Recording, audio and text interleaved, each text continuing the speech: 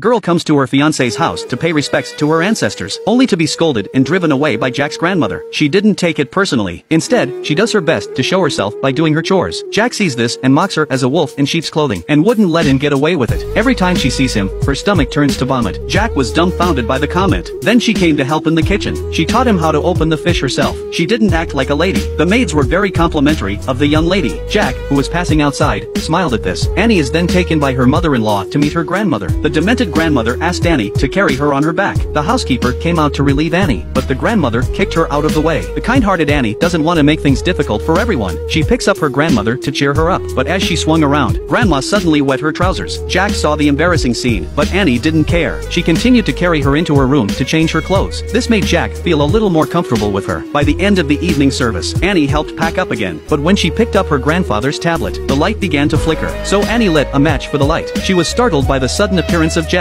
When the light came on, they both fell to the ground. Jack's admirer, Linda, saw the scene. She was so angry she turned and ran away. Jack thinks she's doing it on purpose to show Linda. Annie says she's the victim. Jack leaves with a disgusted look on his face. It turns out that Linda is Anna's best friend. She's had a crush on Jack for years. She asks Jack if he's going to marry Anna, but Jack says it's a family decision. Besides, she didn't believe in love. It doesn't matter who she marries. Linda takes the opportunity to make her love known to him, but she is rebuffed mercilessly, and he leaves. Linda couldn't control herself anymore. She rushed up to him and said if it didn't matter, then why can't it be herself? A helpless Jack turns his head to find Annie watching from a distance, immediately breaking away from Linda's embrace. Annie saw that she had been discovered. She fled in fear. Jack suddenly feels distracted, finds Annie rescuing her kittens. It turned out that the mother cat had died. Annie was going to bury her, so she asks Jack to dig a hole with a shovel.